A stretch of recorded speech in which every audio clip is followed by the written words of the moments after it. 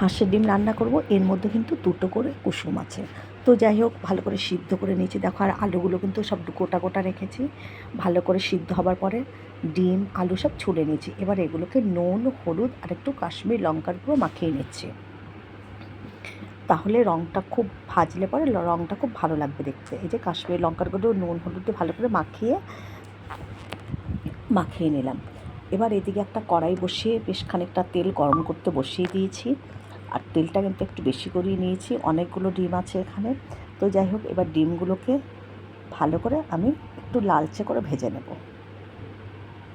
আর আলু আর ডিম কিন্তু খুব ভালো করে সিদ্ধ হয়ে গেছে। আলুগুলো খুবই ভালো সিদ্ধ হয়েছে, তবুও আমি কিন্তু আলুগুলোকে একটু তেলের মধ্যে ভালো করে লাল লাল করে ভেজে নেব, তাহলে খেতে দারুণ লাগবে আলুগুলো। তো যাই হোক, তেল কিন্তু দেখো গরম হয়ে গেছে। আমি সামান্য একটু নুন ফেলে দিলাম, না হলে কিন্তু অনেক সময় ডিম ফেটে গায়ে ছিটকাতে পারে। তো ওর জন্য নুনটা ফেলে দিলে আর ছিটকাবে না। আর ডিম সবসময় ভাজার সময় কিন্তু অনেক সময় ফেটে যায়। তো যাই হোক, এবার ডিমগুলোকে আমি ভালো করে ভেজে নিচ্ছি। আর দেখো, এক বাটে আমি দই নিয়েছি, টক দই। এই যে টক দইটা এর মধ্যে আজকে দেব, খুবই ভালো লাগবে খেতে।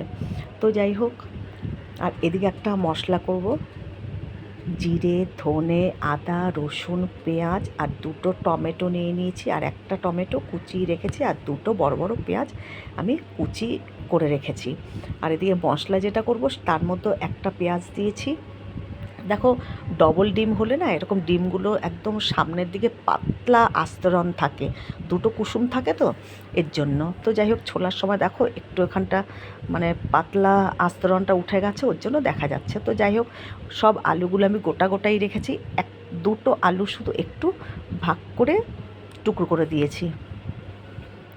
আর এদিকে আমি মশলাটাও কিন্তু করে নিয়েছি।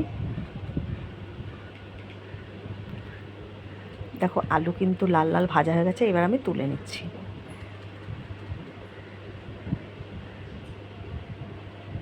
আলু কিন্তু এইভাবে ভেজে নিলে ডিম কষা কিন্তু খুব ভালো লাগে খেতে। তো যাই হোক, আমি একদম কষা কষা রান্না করব।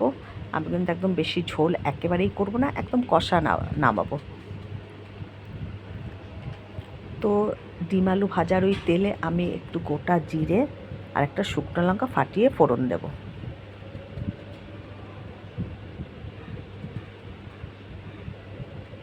এর মধ্যে কিন্তু আরেকটু তেল লাগবে, আবার একটু তেল দিয়ে দিলাম।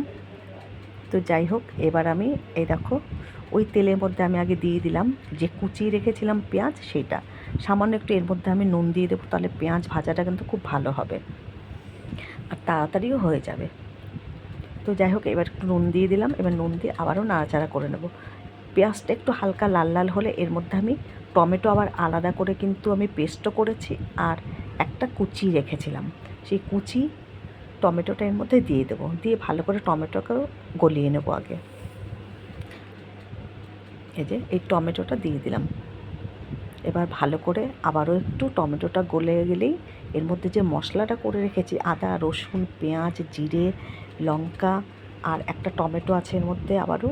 তো যাই হোক, এই মশলাটা এবার এর মধ্যে দিয়ে দেবো। এর মধ্যে পরিমাণ মতন হলুদ, নুন আর কাশ্মীরি লঙ্কার গুঁড়ো এর মধ্যে নিয়ে একসাথে ঢেলে দেবো মশলাটা।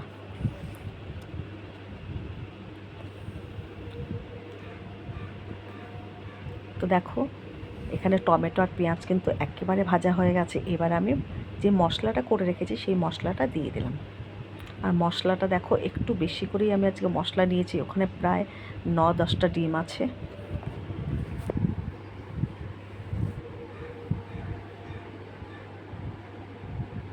খুব ভালো করে কিন্তু মশলা কষাতে হবে। কষাতে কষাতে যখন মশলা গা থেকে তেল ছেড়ে আসবে, তখন বুঝে নিতে হবে যে মশলা একেবারে ঠিকঠাক কষা হয়েছে। তো সামান্য একটু জারটা ধুয়ে জল দিয়ে দিলাম। দেখো, এবার খুব ভালো করে মশলাটা কষিয়ে নিচ্ছি। আর কিছুক্ষণ পরেই যে দইটা রেখেছি, দইটাকে একটু ফেটিয়ে বাটির মধ্যে রেখে দিয়েছি। এবার একটু মশলাটা আমি একটু ঢেকে দিলাম, ঢেকে গ্যাসটাকে একটু মিডিয়ামে করে রেখেছি।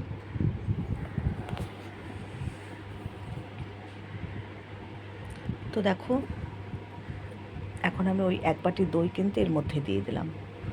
এরকম ডিম কষার মধ্যে যদি দই দেওয়া হয়, দারুণ লাগে কিন্তু খেতে। তো যাই হোক, দেখো পরিমাণ মতন একটু আমি চিনি দিয়ে দিলাম, কারণ আমি দই দিয়েছি, আবার দুটো টমেটো দেওয়া হয়েছে বড় বড়, তো একটু টকটক ভাব হয়ে যাবে, ওই জন্য একটু আমি চিনি দিয়ে দিলাম ওপর থেকে। আর মশলাটাকে খুব ভালো করে কষাতে রাখবো যতক্ষণ না মশলার গা থেকে তেল ছাড়ছে।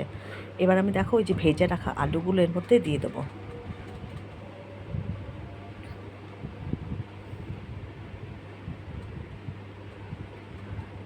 আলুগুলো দিয়ে মশলার সঙ্গে খুব ভালো করে কষিয়ে নেব।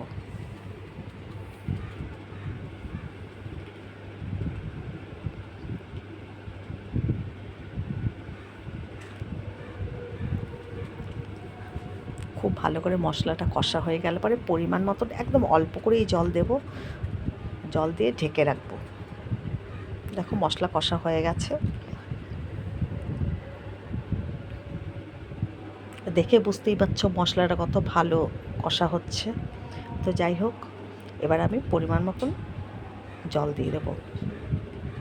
জল কিন্তু অল্প করেই দিতে হবে, কারণ আমার আলু কিন্তু খুব ভালো করে সিদ্ধ করা হয়েছে, তারপরে আবার ভাজা হয়েছে, খুব বেশি কিন্তু জল লাগবে না। আমি আর একটু জল দেবো, কেননা অতগুলো ডিমের মধ্যে পড়বে,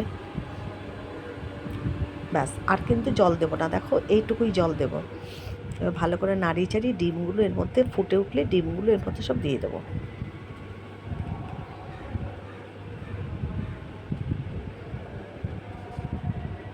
এর মধ্যে কটা আমি কাঁচা লঙ্কা ওপর দিয়ে দিলাম। দেখো ফুটে উঠেছে, এবার আমি সব ডিমগুলোর মধ্যে দিয়ে দিচ্ছি আস্তে আস্তে করে।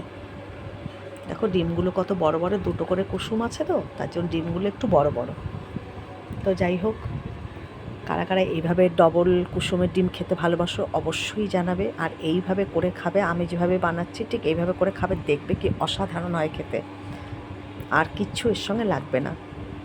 একটু সামান্য গরম মশলা কিন্তু দিয়ে আমি মশলাটাকে কষিয়েছিলাম, আর এখন গরম মশলা কিচ্ছু দেবো না।